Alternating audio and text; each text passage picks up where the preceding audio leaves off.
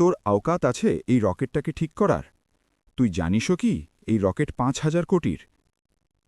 যদি এই রকেট ঠিক না হয় তাহলে আমি বরবাদ হয়ে যাব। যদি তুই এই রকেটটাকে সঠিক করে দিস তো আমি তোকে ৫০ কোটি দেব। সমুদ্র থেকে আসা নোনতা হাওয়া সেই কাঁচা বস্তিতে অদ্ভুত একটা স্যাঁতস্যাঁতে ভাব ভরে দিচ্ছিল। টিনের ছাদ থেকে টপকানো পানি, বিদ্যুতের ঝুলন্ত তার, আর মাঝখানে একটা আধখ্যাচড়া মাঠ। এই মাঠেরই কিনারে একটা পুরনো সিমেন্টের পাইপের ভিতরে ১৫ বছরের একটা ছেলে থাকত। নাম ছিল কুহাল। লোকে তাকে নামে কম, কাজে বেশি চিনত। সে কবার বিনোতে যাওয়া ছেলে। কুহাল রোজ সকালে সূর্য ওঠার আগেই উঠত। তার মা ৩ বছর আগে চলে গিয়েছিল, আর বাপুর কোনো খোঁজ ছিল না। যা ছিল তা ছিল সেই বস্তি, সেই পাইপ, সেই বস্তায় যেখানে সে সারা দিনের কবাড় ভরত। ভাঙা পাখা, পোড়া তার, ফেলে দেওয়া সার্কিট বোর্ড, ঘষা ব্যাটারি। বাকি ছেলেদের কাছে এটা আবর্জনা ছিল, কিন্তু কুহালের কাছে এগুলো বই ছিল। সে প্রত্যেক জিনিস খুলে দেখত, বোঝার চেষ্টা করত যে এটা চলে কিভাবে আর বন্ধ হয় কেন। বস্তির ঠিক পিছনে একটা উঁচু বাঁধ ছিল। বাঁধের ওপারে ছিল ভারতের সবচেয়ে বড় লঞ্চ কমপ্লেক্স। সেখানে প্রায়ই সাদা কোট পরা লোকজন আসা যাওয়া করতে দেখা যেত। বিশাল রকেট ট্রলিতে চলত। কুহাল ঘণ্টার পর ঘণ্টা সেই বাঁধের কাছে দাঁড়িয়ে থাকত। তার রকেটের নাম জানা ছিল না, কিন্তু সে জানত যে যখন মাটি কাঁপত আর আকাশ গর্জন করত তখন কিছু খুব বড় ওপরে যাচ্ছে হতো। সেদিন পরিবেশ আলাদা ছিল। সকাল থেকেই হেলিকপ্টার ঘুরছিল, নিরাপত্তা বাড়ানো হয়েছিল। বস্তিতেও আলোচনা ছিল যে আজ কোনো খুব দামি রকেট লঞ্চ হতে যাচ্ছে। কেউ বলছিল ৫,০০০ কোটির। কুহালের টাকার অর্থ ঠিকমতো জানা ছিল না, কিন্তু এতটুকু জানত যে ৫,০০০ কোটি মানে অনেক অনেক বেশি। সে রোজের মতো কভার বিনতে বিনতে লঞ্চ কমপ্লেক্সের পিছনের দিকে চলে গেল। সেখানে প্রায়ই কিছু পুরনো ইলেকট্রনিক জিনিস ফেলে দেওয়া হতো। আজও একটা বড়সড় ডাম্প পড়েছিল। কুহালের চোখ চকচক করে উঠল। সে বস্তা খুলল আর জিনিস বাঁচতে লাগল। হঠাৎ তার নজর একটা পোড়া কন্ট্রোল মডিউলের ওপর পড়ল। আধখানা ভাঙা, কিন্তু ভিতরের সার্কিট স্পষ্ট দেখা যাচ্ছিল। কুহাল সেটা তুলে নিল, ধুলো ঝেড়ে সেখানেই বসে দেখতে লাগল। তার আঙুলগুলো নিজে থেকেই ট্র্যাক খুঁজতে লাগল, কোন পার্ট কোথায় যায়, কোন লাইন কার সাথে জুড়ে। তখনই মাটির ভিতর থেকে একটা হালকা কম্পন অনুভব হল। তারপর দ্বিতীয়, তারপর তৃতীয়। কুহাল চমকে উঠল। এখনও তো লঞ্চের সময় আছে, সে নিজেকে বলল। সে এটা এই জন্য জানত কারণ আগের অনেক লঞ্চে সে এই একই প্যাটার্ন দেখেছিল। এই কম্পন লঞ্চের ঠিক আগে হয় না। সে কান বাঁধির দিকে লাগাল। ভিতর থেকে শোরগোল আসছিল, দৌড়ানো পায়ের আওয়াজ, জোরালো গলার স্বর, অ্যালার্মের হালকা গুঞ্জন। কুহালের কাছে কিছু গোলমাল মনে হল। সে আবার কন্ট্রোল মডিউলের দিকে তাকাল। হঠাৎ তার চোখে সার্কিটের মধ্যে একটা অদ্ভুত জিনিস দেখা গেল। এক জায়গায় যেখানে পাওয়ার ফ্লো উল্টো দিকে যাচ্ছিল, যেন কেউ রাস্তা বদলে দিয়েছে। তার শ্বাস জোরে হয়ে গেল। যদি এখানে কারেন্ট উল্টো যায়, সে বিড়বিড় করল, তাহলে পুরো সিস্টেম সেফটি মোডে আটকে যাবে আর লঞ্চ থেমে যাবে। সে মাথা তুলে বাঁধের ওপারে তাকাল। সেখানে দাঁড়িয়েছিল সেই বিশাল রকেট, শান্ত স্থির, কিন্তু যেন কোনো সিদ্ধান্তের অপেক্ষা করছিল। কুহাল জানত না যে এটা শুধু একটা বাধা নয়। তার জানা ছিল না যে আগামী কয়েক ঘণ্টায় দেশের শ্বাস এই লঞ্চের ওপর দুটিকে আছে। আর সবচেয়ে বড় কথা, তার এটাও জানা ছিল না যে আজ কবার বিনতে বিনতে সে সেই জায়গায় পৌঁছে যাবে যেখানে ৫,০০০ কোটির সিদ্ধান্ত হবে। কিন্তু একটা কথা সে স্পষ্ট বুঝতে পেরেছিল, কিছু ভুল আছে, আর যদি এখনই না ঠিক হয় তাহলে খুব বড় ক্ষতি হতে চলেছে। এখান থেকেই শুরু হয় সেই গল্প যেখানে এক কবার বিনতে যাওয়া ছেলে ইতিহাসের সবচেয়ে দামি রকেটের সামনে দাঁড়াতে যাচ্ছিল। লঞ্চ কমপ্লেক্সের ভিতর কন্ট্রোল রুম সেই সময় কোনো ঝড়ের চেয়ে কম ছিল না। দেওয়াল ভর্তি স্ক্রিন লাল আর হলুদ সতর্কতায় ভরে গিয়েছিল। বিপ বিপ বিপ অ্যালার্মের আওয়াজ লাগাতার মাথায় বিঁধছিল। মিশন ডিরেক্টর অনিরুদ্ধ বর্মা নিজের চেয়ার থেকে উঠে দাঁড়িয়েছিলেন। তাদের কপালে ঘামের ফোঁটা স্পষ্ট দেখা যাচ্ছিল। এটা তৃতীয়বার। তারা রাগ আর ঘাবড়ানিতে বললেন, লঞ্চ সিকোয়েন্স নিজে থেকেই সেফটি মোডে কেন চলে যাচ্ছে? একজন তরুণ ইঞ্জিনিয়ার কাঁপা গলায় বলল, স্যার, ফিউয়েল নয়, থ্রাস্ট নয়, সবকিছু নর্মাল আছে। সমস্যা ইলেকট্রনিক কন্ট্রোল ইউনিটে আছে, কিন্তু সিস্টেম তাকে চিনতেই পারছে না। এই রকেট সাধারণ ছিল না। ৫,০০০ কোটি, ৬ বছরের পরিশ্রম, ৩ দেশের জয়েন্ট প্রজেক্ট, আর পুরো দেশের নজর। অনিরুদ্ধ বর্মা ঘড়ি দেখলেন। লঞ্চে এখন মাত্র ৯০ মিনিট বাকি ছিল। যদি ৩০ মিনিটের মধ্যে ফল্ট না পাওয়া যায়, তারা ভারী গলায় বললেন, তাহলে লঞ্চ আউট, আর পরের উইন্ডো কমপক্ষে ৮ মাস পর। ঘরে স্তব্ধতা নেমে এলো। কেউ কিছু বলল না, কিন্তু সবাই জানত এর অর্থ কী। দেশের সবচেয়ে বড় ব্যর্থতা। ঠিক সেই সময় লঞ্চ কমপ্লেক্সের পিছনের গেটের কাছে একজন সিকিউরিটি গার্ড কভারের স্তূপের কাছে দাঁড়িয়ে ছেলেটিকে ঘুরে দেখছিল। এখানে কি করছিস? কুহাল চমকে উঠল। সাহেব, আমি রোজ এখান থেকেই কভার তুলি, সে ভয়ে ভয়ে বলল। গার্ড তাকে তাড়াতেই যাচ্ছিল যে তখনই ভিতর থেকে একজন টেকনিশিয়ান দৌড়াতে দৌড়াতে বেরিয়ে এলো। তার হাতে ভাঙা কন্ট্রোল মডিউল ছিল। এটা বেকার হয়ে গেছে, সে চিৎকার করে বলল। স্পেয়ারও কাজ করছে না। কুহালের নজর সেই মডিউলের উপরই আটকে গেল। তার ধড়কন জোরে হয়ে গেল। সাহেব, সে সাহস করে বলল, যদি আপনার খারাপ না লাগে তাহলে কি আমি দেখতে পারি? গার্ড হেসে উঠল। ৫,০০০ কোটির রকেট তুই দেখবি? কিন্তু টেকনিশিয়ানের মুখে ক্লান্তি ছিল, হার ছিল।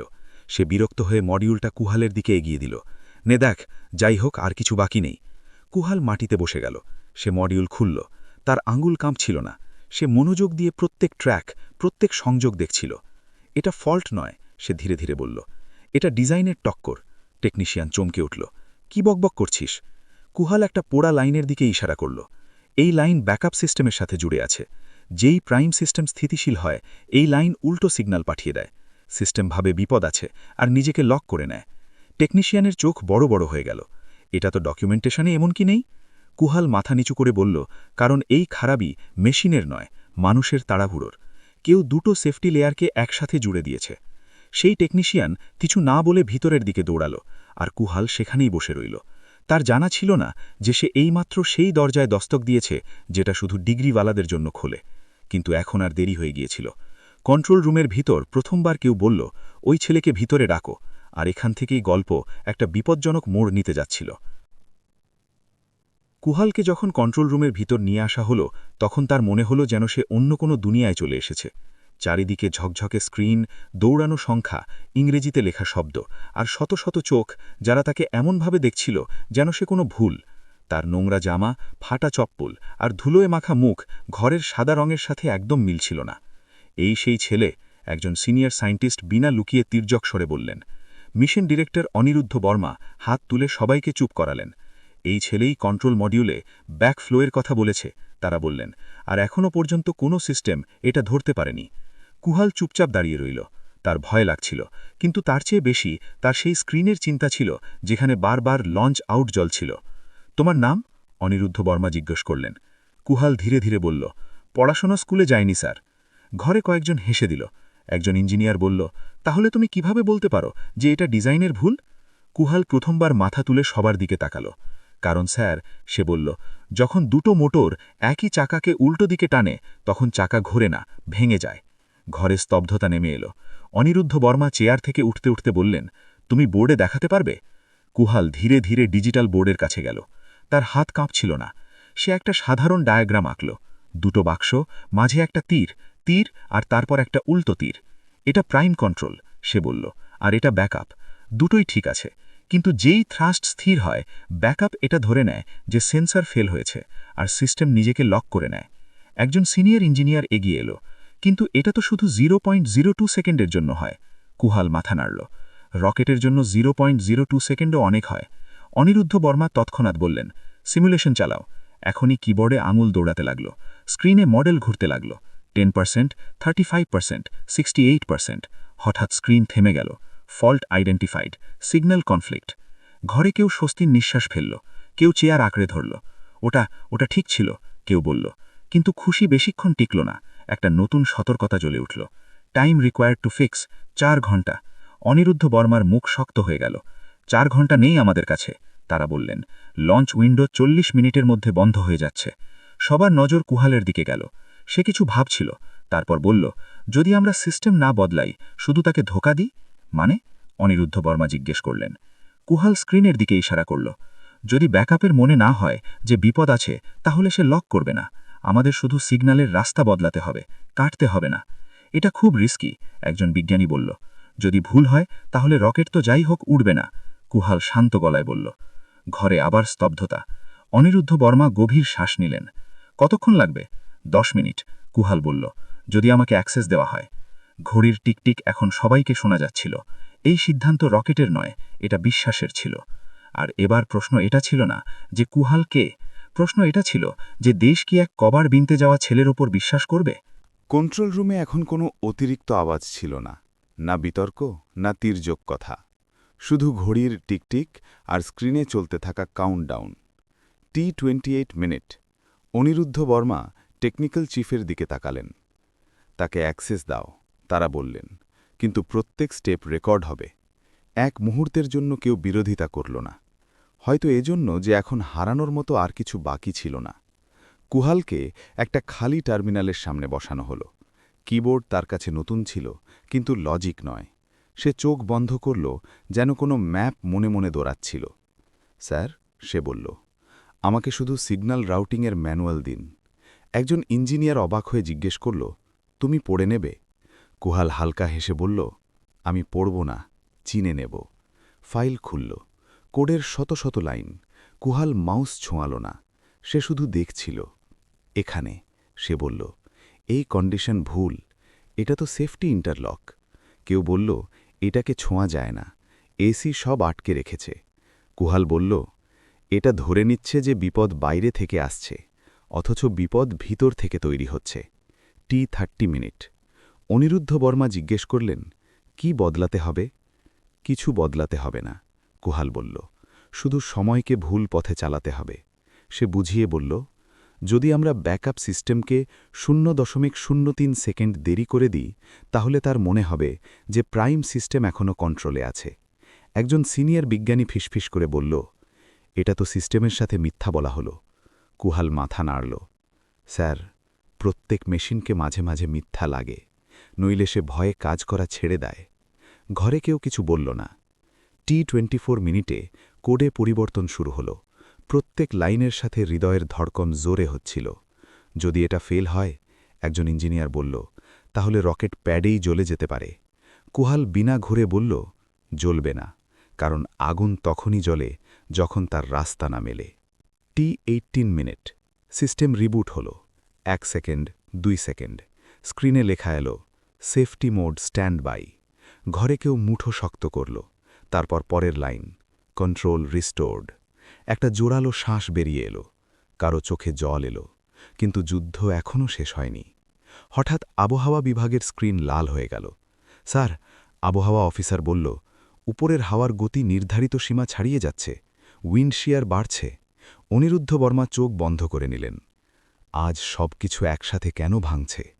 কুহাল প্রথমবার ক্লান্ত মুখ দেখাল, কিন্তু তার চোখ এখনও স্ক্রিনে ছিল। স্যার, সে বলল, যদি রকেট এখন না ওড়ে, তাহলে এই সমস্যা আবার ফিরে আসবে। কিন্তু হাওয়াকে আটকানো যায় না, কুহাল বলল, তাকে ব্যবহার করা হয়। ঘরে আবার সেই প্রশ্ন ভেসে উঠল যে একটা 15 বছরের ছেলের বোঝা 5,000 কোটির রকেটের চেয়ে বড় হতে পারে। T1 minute. Aniruddha Varma mic তুলে নিলেন। তাদের গলায় এখন ভয় ছিল না। ওল্ড স্টেশনস, আমরা লঞ্চের দিকে এগোচ্ছি। কুহাল প্রথমবার গভীর শ্বাস নিল, কিন্তু বাইরে আকাশে অন্য কিছু লেখা ছিল। লঞ্চপ্যাডের বাইরে হাওয়া এখন জোরে নয়, আক্রমণাত্মক হয়ে উঠেছিল। উঁচু উঁচু মেঘ একে অপরের সাথে ধাক্কা খাচ্ছিল। সমুদ্রের সারফেসে সাদা ফেরা দেখা যাচ্ছিল। আবহাওয়া রাডারে লাল আর কমলা রং ছড়িয়ে পড়েছিল। T9 minute. উইন্ড শিয়ার 65 কিলোমিটার প্রতি ঘণ্টা ছাড়িয়ে গেছে। আবহাওয়া অফিসারের গলা কাঁপছিল। এটা আমাদের ডিজাইন লিমিটের বাইরে। কন্ট্রোল রুমে কয়েকজন মাথা নিচু করে নিল। এটাই সেই মুহূর্ত যেখানে অধিকাংশ মিশন শেষ হয়ে যায়। অনিরুদ্ধ বর্মা কুহালের দিকে তাকালেন। এখনও কিছু বলবে? কুহাল জানালার দিকে এগিয়ে গেল। দূরে লঞ্চপ্যাডে দাঁড়ানো রকেট হাওয়ায় হালকা হালকা দুলছিল, যেন শ্বাস নিচ্ছিল। স্যার, কুহাল বলল, আপনি কখনো পুলের উপর দাঁড়িয়ে নদী দেখেছেন? কোনো উত্তর এলো না। যদি পানি সোজা ধাক্কা মারে, তাহলে পুল ভেঙে যেতে পারে, কিন্তু যদি তাকে বয়ে যাওয়ার রাস্তা দেওয়া হয়, তাহলে সেই পানিই পুলকে ধরে রাখে। সে স্ক্রিনের দিকে ইশারা করল। রকেট এখন হাওয়ার সাথে লড়াই করার চেষ্টা করছে। যদি আমরা শুরুর 20 সেকেন্ডে অ্যাঙ্গেল অফ অ্যাটাক বদলে দিই, তাহলে হাওয়া তাকে ধাক্কা দেবে না, তুলে দেবে। একজন সিনিয়র বিজ্ঞানী বলল, এটা তো বইয়ে লেখা নেই। কুহাল শান্ত স্বরে বলল, স্যার, আমি বই পড়িনি, আমি ঘুড়ি উড়িয়েছি। T6 minute. Aniruddha Barma technical টিমের দিকে তাকালেন। কতটা বদলাতে হবে? 2 ডিগ্রি, কুহাল বলল, আর প্রথম 15 সেকেন্ডের জন্য থ্রাস্ট ভেক্টরিংকে হাওয়ার সাথে ছেড়ে দিতে হবে। ঘরে একটা লম্বা নীরবতা নেমে এলো। যদি এটা ভুল হয়, কেউ বলল, তাহলে রকেট ঘুরে যেতে পারে। কুহাল মাথা নাড়েল। আর যদি ঠিক হয় তাহলে হাওয়া আমাদের জন্য কাজ করবে। T4 minute. অনিরুদ্ধ বর্মা চোখ বন্ধ করলেন, তারপর মাইক তুলে নিলেন। অ্যাঙ্গেল অফ অ্যাটাক 2 ডিগ্রি বদলানো হবে। লঞ্চ প্রোফাইল আপডেট করো। কমান্ড পাস হল। স্ক্রিনে নতুন গ্রাফ উঠে এলো। T2 minute. কুহাল এখন একদম চুপ ছিল। তার আঙুল নিজের পকেটে কোনো অদৃশ্য ঘুড়ির দড়ি ধরেছিল। 10, 8। লঞ্চ প্যাড থেকে ধোঁয়া উঠতে লাগল। 5, 4। হাওয়া একটা জোরালো ঝাপটায় ধাক্কা মারল। রকেট হালকা হালকা ঝুঁকে গেল। 3, 2, 1। ধরিনি কাঁপল। আগুন ফুটল। রকেট উপরে উঠল। প্রথম 5 সেকেন্ডে সে হাওয়ার সাথে লড়াই করতে দেখা গেল। তারপর হঠাৎ যেন কেউ সঠিক পকড় দিয়ে দিল। রকেট সোজা হতে লাগল। হাওয়া তার পাখার নিচ দিয়ে বয়ে যেতে লাগল। এটা স্থিতিশীল হচ্ছে, কেউ চিৎকার করে বলল। Mac Q passing. স্ক্রিন সবুজ হতে লাগল। কুহাল চোখ বন্ধ করে নিল। Stage 1 separation successful. তালি বাজল না, কেউ চিৎকার করল না। সবাই শুধু স্ক্রিন দেখতে লাগল, কারণ এটা সেই মুহূর্ত যেখানে অসম্ভব সম্ভব হয়ে উঠছিল। অনিরুদ্ধ বর্মা কুহালের দিকে তাকালেন। তানের গলা ভেঙে গেল। তুমি হাওয়াকে তোমার করে নিয়েছ। কুহাল ধীরে ধীরে বলল, না স্যার, আমি শুধু তাকে বুঝেছি। কিন্তু গল্প এখনও শেষ হয়নি, কারণ সবচেয়ে কঠিন সিদ্ধান্ত এখনও বাকি ছিল। রকেট এখন আকাশের উচ্চতায় ছিল। প্রথম স্টেজ আলাদা হয়ে গিয়েছিল। দ্বিতীয় স্টেজের ইঞ্জিন স্থির জ্বলছিল। কন্ট্রোল রুমের স্ক্রিনে সবুজ সংকেত লাগাতার বাড়ছিল। কিন্তু ঘরের ভিতর পরিবেশ এখনও ভারী ছিল। এটা খুশির নয়, সত্যের ভার ছিল। T+7 minute. একজন সিনিয়র বিজ্ঞানী নিজের চেয়ার থেকে উঠলেন।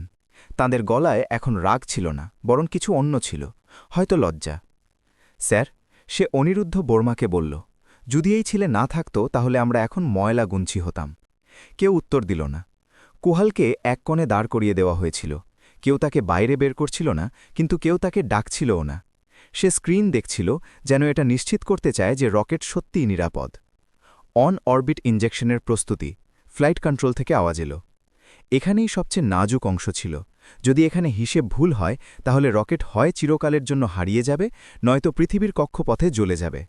একজন তরুণ ইঞ্জিনিয়ার ধীরে ধীরে বলল, স্যার, ফুয়েল কনজামশন অনুমানের চেয়ে একটু বেশি। অনিরুদ্ধ বর্মা সতর্ক হয়ে গেলেন। কতটা?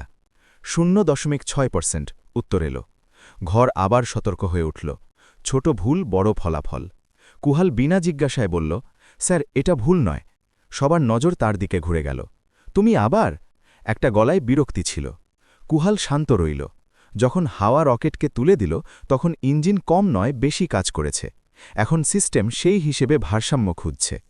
অনিরুদ্ধ বর্মা তৎক্ষণাৎ জিজ্ঞেস করলেন, তাহলে সমাধান? কিছু বদলাবেন না, কুহাল বলল। যদি আপনি এখন ঠিক করার চেষ্টা করেন তাহলে অসমতুলতা তৈরি হবে। এটা শুনে অনেকে অস্বস্তিতে পড়ে গেল। ইঞ্জিনিয়ারদের শেখানো হয় কিছুই অগোচরে ছাড়বে না, কিন্তু এখানে নিয়ম বদলে গিয়েছিল। T+11 minute. অরবিট ইঞ্জেকশন শুরু হল। সবার শ্বাস থেমে গেল। সেকেন্ড কেটে যেতে লাগল। স্ক্রিনে একটা গোল রেখা তৈরি হল। তারপর শব্দ উঠে এলো, payload successfully inserted in orbit. কয়েক মুহূর্ত কেউ কিছু বলল না। তারপর একটা চেয়ার খসল, তারপর আরেকটা। ধীরে ধীরে পুরো কন্ট্রোল রুম দাঁড়িয়ে গেল। তালি এবার জোরে বাজল, কিন্তু এটা উৎসবের শোরগোল ছিল না, এটা স্বস্তির শোরগোল ছিল। অনিরুদ্ধ বর্মা কুহালের কাছে এলেন। তারা কিছু বললেন না, শুধু 2 হাত জোর করে দিলেন। ঘরে বসা বিজ্ঞানীরা, যারা জীবনভর প্রশ্নের উত্তর দিয়েছেন, আজ একটা শিশুর সামনে চুপ ছিলেন। তুমি জানো, অনিরুদ্ধ বর্মা বললেন, তুমি শুধু রকেট বাঁচাওনি, তুমি আমাদের সীমা দেখিয়ে দিয়েছ। কুহাল মাথা নিচু করে নিল। স্যার, আমি শুধু এটাই চাইনি যে এত বড় স্বপ্ন ভেঙে যাক। বাইরে মিডিয়া জড়ো হয়ে গিয়েছিল। নাম জিজ্ঞেস করা হচ্ছিল, মুখ খোঁজা হচ্ছিল, কিন্তু ভিতরে কন্ট্রোল রুমে আরেকটা সিদ্ধান্ত বাকি ছিল। এই সিদ্ধান্ত রকেটের নয়, এটা কুহালের ভবিষ্যতের। কন্ট্রোল রুমের বাইরে শোরগোল বাড়তে থাকল। ক্যামেরা, মাইক, নিরাপত্তাকর্মী সব একসাথে। প্রত্যেকে জানতে চাইছিল যে মিশনকে বাঁচানো লোকটা কে। কিন্তু কন্ট্রোল রুমের ভিতর পরিবেশ একদম আলাদা ছিল। এখানে কোনো স্লোগান ছিল না, কোনো তালি ছিল না। এখানে শুধু একটা প্রশ্ন ঘুরছিল, এখন পরে কি? অনিরুদ্ধ বর্মা দরজা বন্ধ করার ইশারা করলেন। মিডিয়াকে এখনও অপেক্ষা করতে দাও। তারা বললেন, প্রথমে আমাদের এটা ঠিক করতে হবে যে আমরা সঠিক কি করতে যাচ্ছি। কুহাল চেয়ারের কিনারে বসেছিল। সে প্রথমবার চারদিকে ভালো করে দেখল। এরা সেই লোক যারা কয়েক ঘন্টা আগে তাকে সন্দেহের চোখে দেখছিল এখন সেই লোকেরা চুপ ছিল একজন সিনিয়র বিজ্ঞানী কেসে বললেন কালো যে তার কোনো অস্তিত্ব নেই না স্কুল রেকর্ড না পরিচয়পত্র না ঠিকানা ঘরে হইচই হল তাহলে কি অনিরুদ্ধ বর্মা শক্ত গলায় বললেন ক্ষমতার জন্য কি ফাইল নম্বর জরুরি আরেকজন অফিসার বলল স্যার নিয়ম আছে আমরা কাউকে এভাবে ভিতরে রাখতে পারি না কুহাল মাথা তুলে নিল স্যার সে ধীরে ধীরে বলল আমাকে এখানে রাখার দরকার নেই আমি শুধু এতটুকু চাই যে আর কোনো ছেলে মেশিনের ভুলে না মরে ঘরে এক মুহূর্তের জন্য স্তব্ধতা নেমে এলো তোমার মা বাবা অনিরুদ্ধ বন্যা জিজ্ঞেস করলেন মা নেই কুহাল বলল আর বাপু জানা নেই হয়তো কোনো একটা ফ্যাক্টরিতে এখনও কাজ করছেন নয়তো নেই এটা প্রথমবার ছিল যখন তার গলা একটু ভেঙে গেল অনিরুদ্ধ বর্মা গভীর শ্বাস নিলেন যদি আমরা তোমাকে পড়াশোনার সুযোগ দিই তারা জিজ্ঞেস করলেন সঠিক স্কুল সঠিক ট্রেনিং সঠিক রাস্তা কুহাল কয়েক সেকেন্ড চুপ রইল